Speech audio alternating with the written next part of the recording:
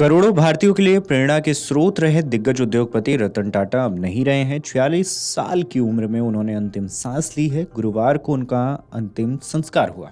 भारत के रतन कहे जाने वाले दिग्गज उद्योगपति रतन टाटा अरबपतियों में शामिल होने के बावजूद अपनी सादगी से हर किसी का दिल जीत लेते थे।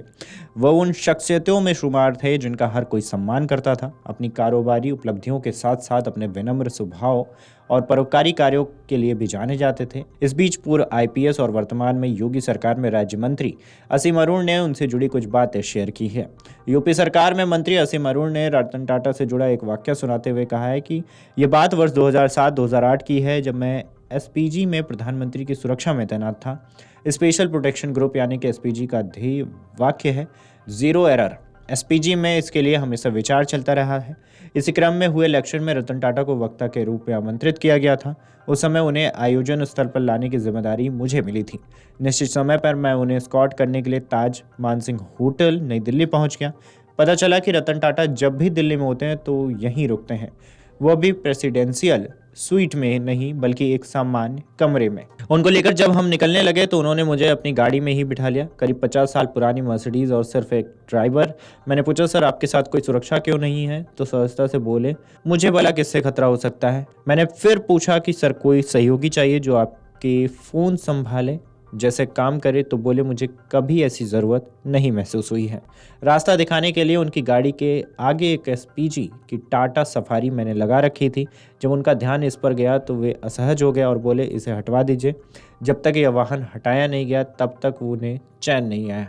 उन्हें बताया कि लेक्चर समाप्त हुआ तो टाटा अपनी 50 साल पुरानी मर्सिडीज़ में बैठे। तो मैंने पूछा कि सर आपके साथ एयरपोर्ट तक चलूं?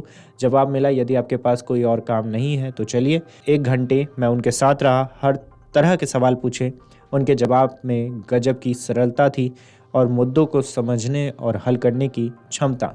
मैंने उनसे पूछा, एक्सीलेंस यानी उत्कृष्टता विकसित करने का क्या फार्मूला है? तो वो बोले, आपकी कंपनी या विभाग जो काम करता है उसे प्रक्रिया के छोटे छोटे हिस्सों में बांटे, हर अंश को पक्का करें और क्वालिटी कंट्रोल का सशक्त सिस्टम बनाएं।